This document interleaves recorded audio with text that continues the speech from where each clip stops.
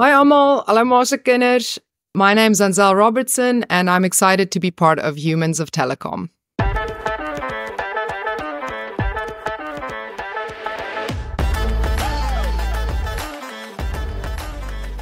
Hey everyone, a very warm welcome to Humans of Telecom, the Unplugged podcast. This is your host Anurag Agarwal, Chief Revenue Officer at GMS. As you all know, this is a platform where we pull back the curtain on the fast-paced world of telecom and highlight the personal stories of key figures, industry leaders and entrepreneurs from the telco space.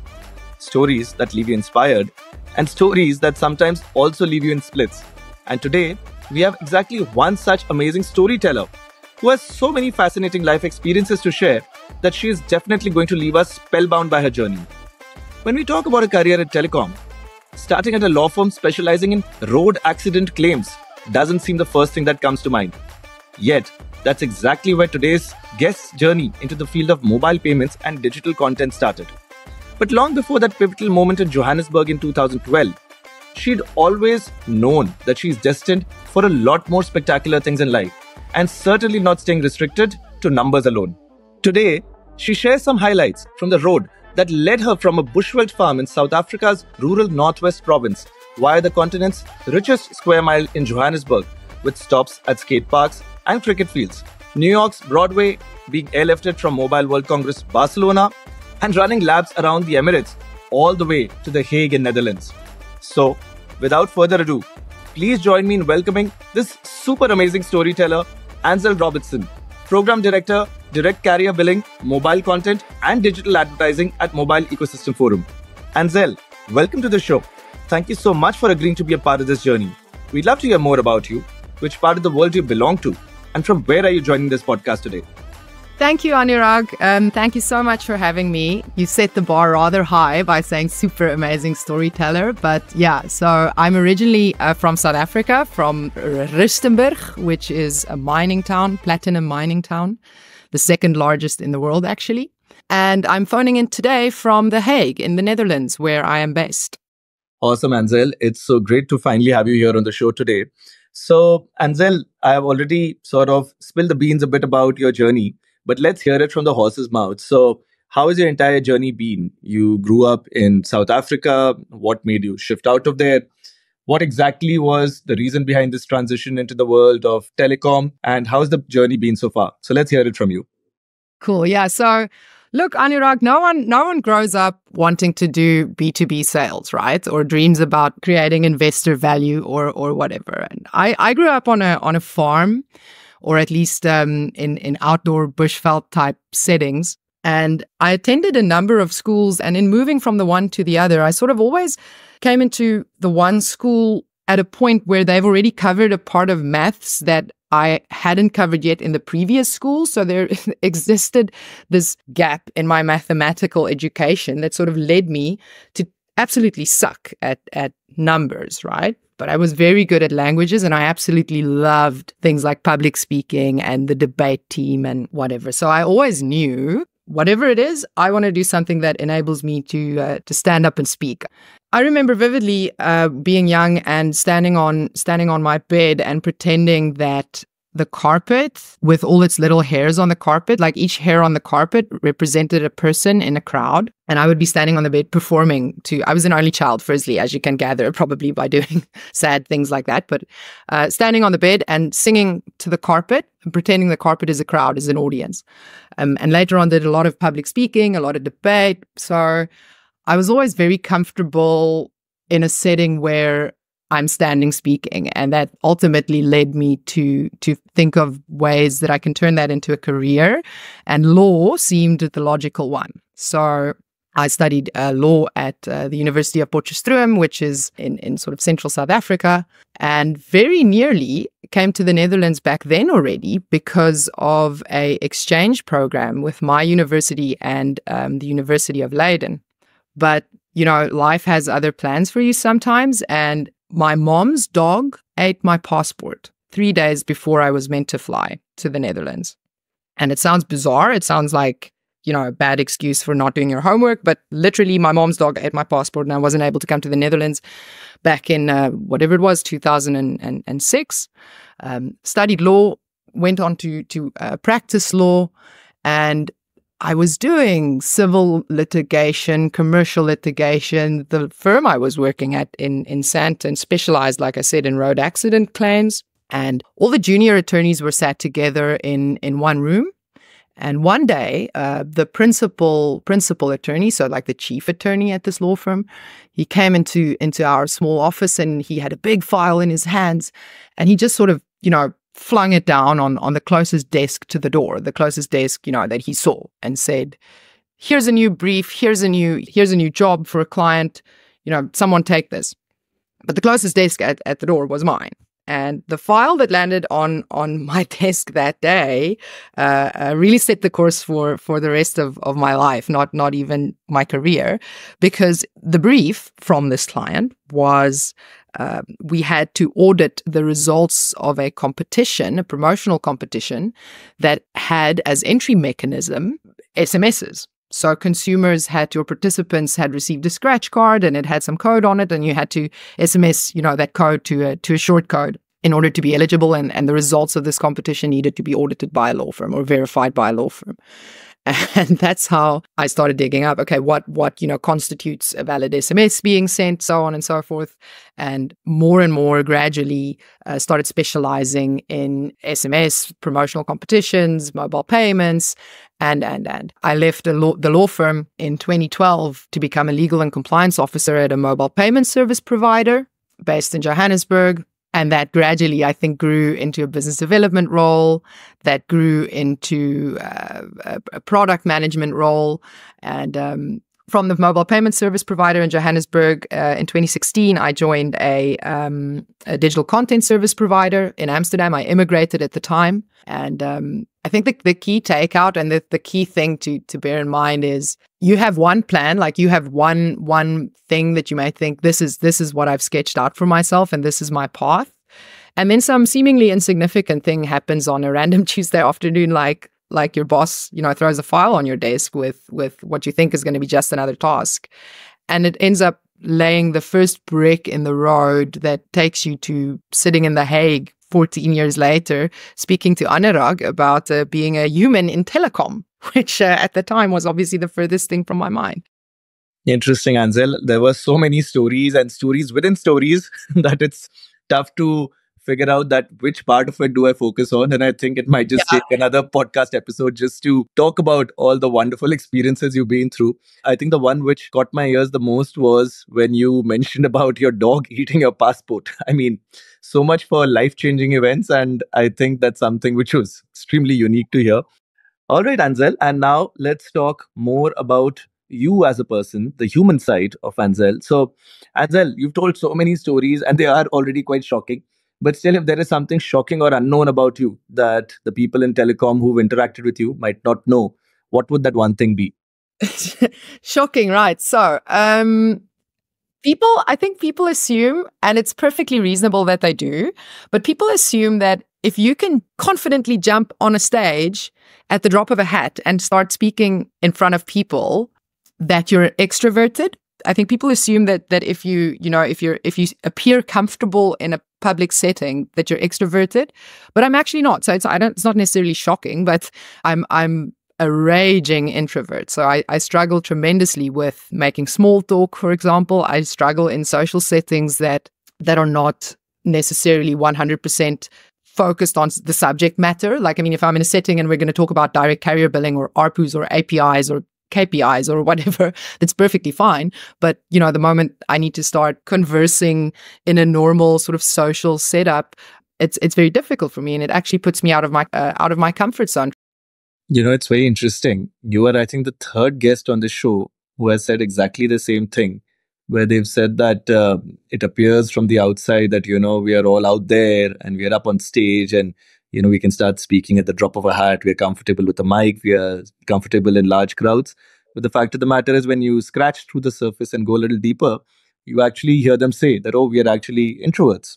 And, the typical definition or the typical imagination we have of what an introvert looks like may not actually be the reality when you interact with people and you come to know that some who look outwardly extroverted are actually inwardly introverted. Maybe it's actually introverts of Telecom. You should rename your podcast.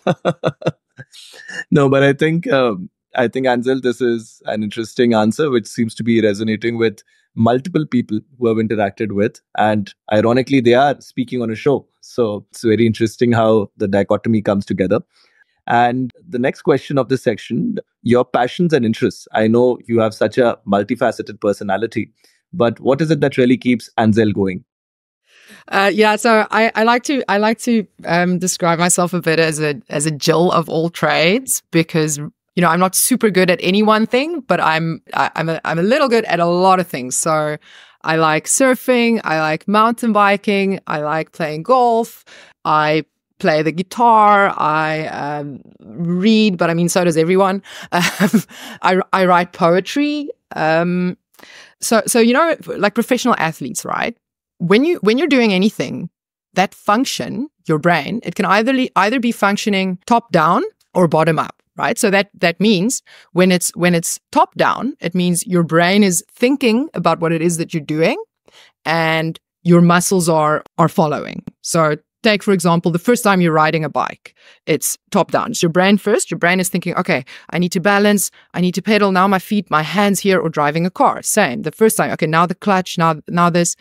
So you're still functioning from a top-down sort of, but if you've put in enough hours, if you learn to do something, as is the case for many of us, then driving a car, cycling, it becomes bottom-up, where your muscles first are doing it and your brain is actually free. Your brain's not engaged anymore because we can drive a car and we can do other things, and we're not actively thinking, now I need to step on the clutch, now I need to put it in second gear, whatever.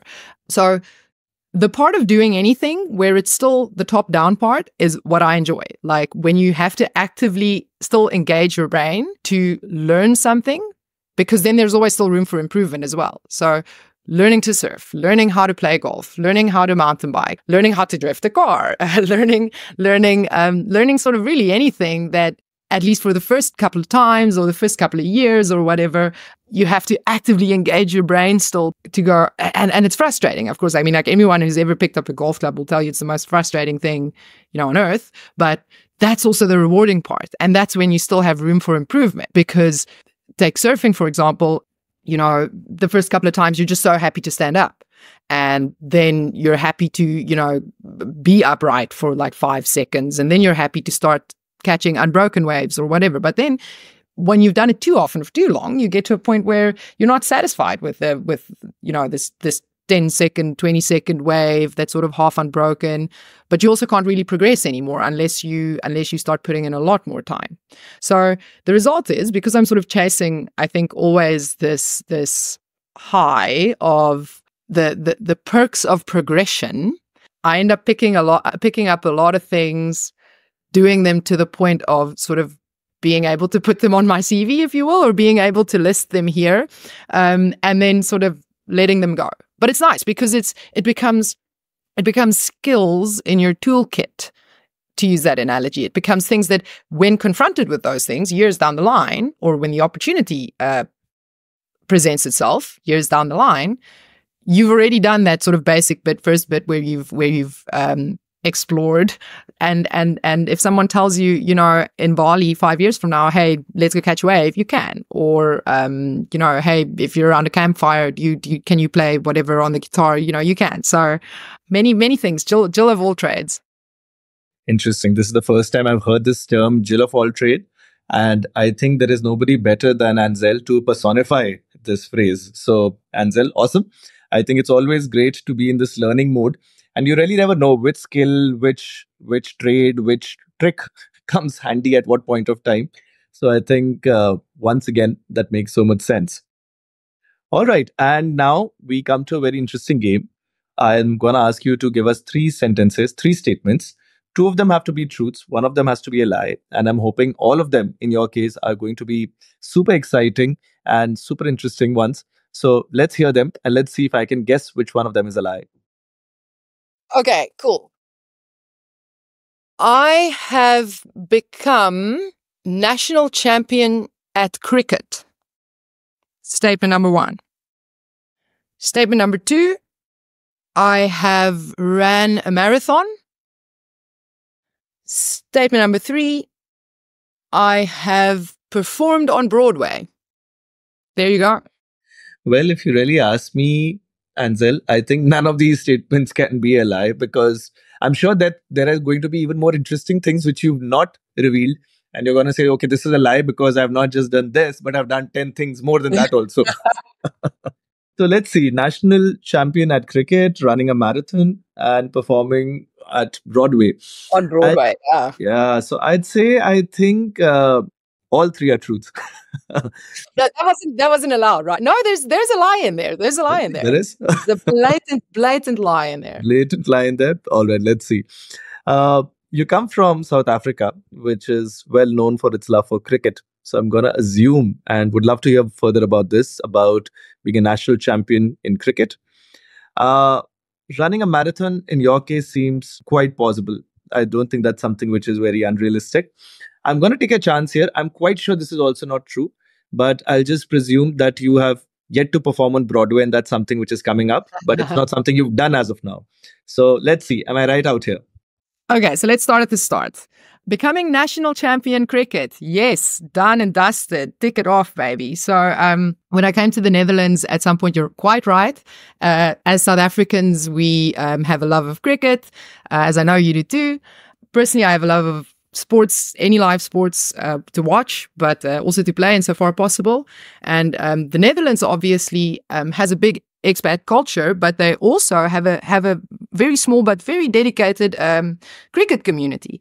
So living in Amsterdam a couple of years ago, I joined the local cricket club, and I would love to say it's because, you know, my skills as an all-rounder are so amazing, but really it was a sort of supply and demand thing as well. I soon found myself in the ladies' first team of that club, 4RA, and together with that club in that team, we became out of I think the local league has 15 or 14 or 15 ladies' first teams, and we became national champion. So that year, we were actually invited to be what's the word?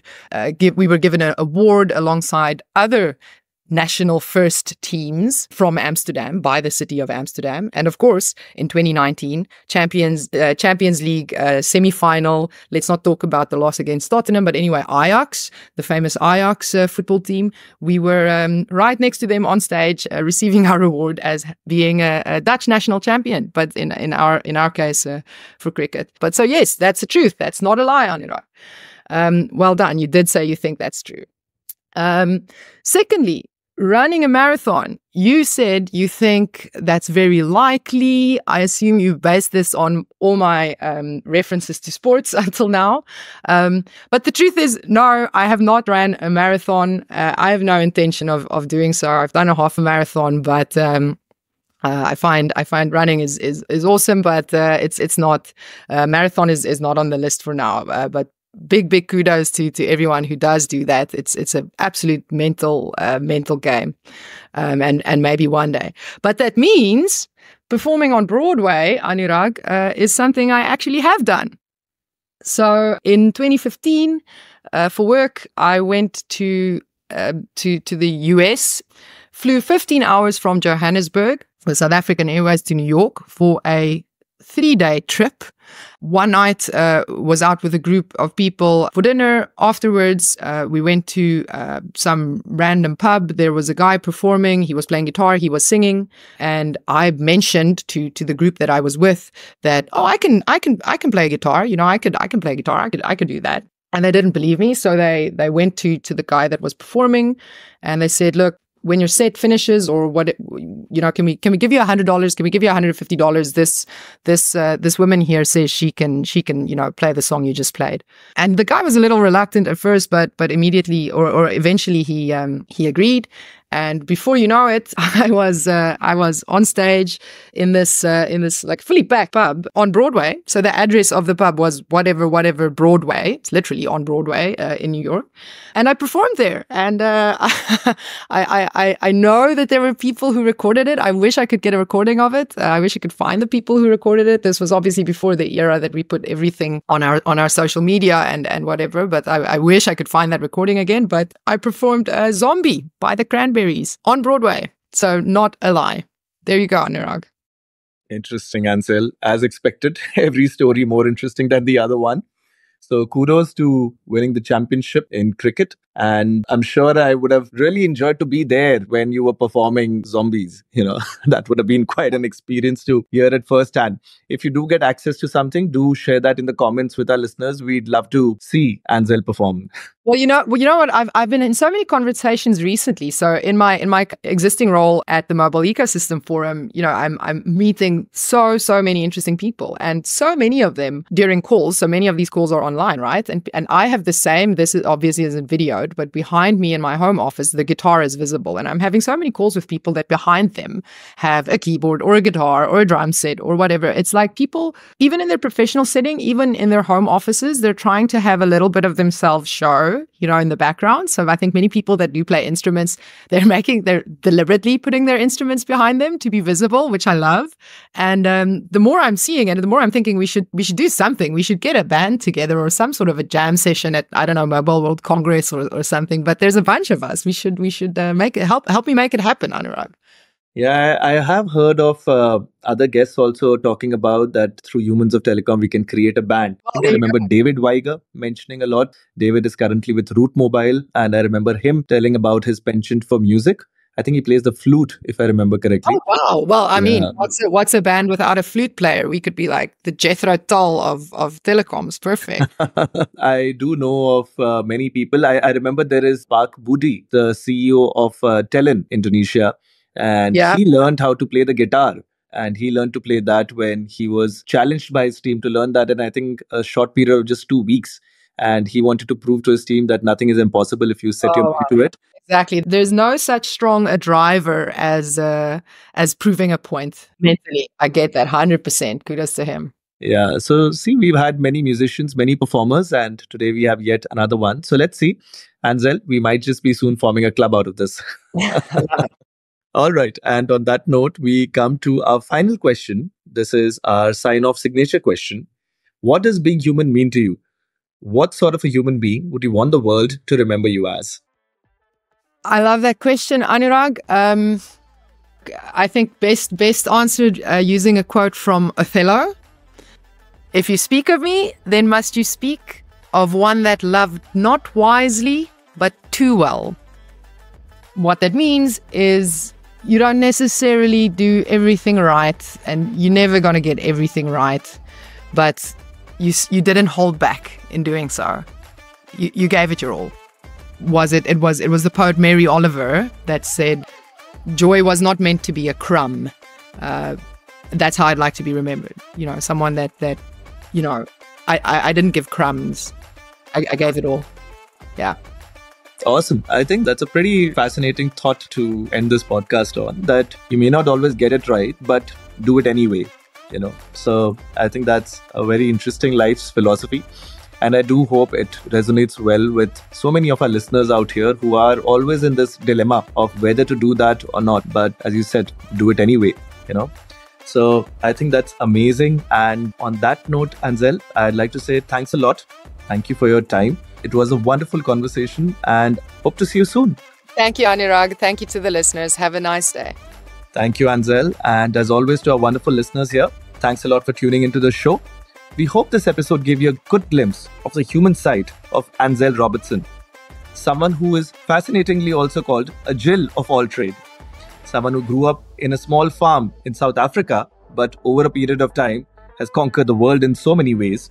Someone whose life changed when a mother's dog ate her passport. Gosh, I'm still wrapping my head around that.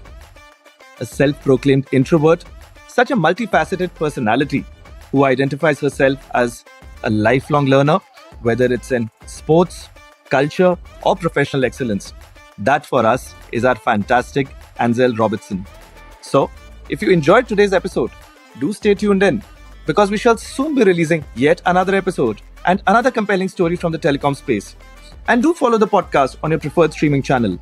On behalf of Humans of Telecom, this is your host Anurag Agarwal signing off for now. Take care.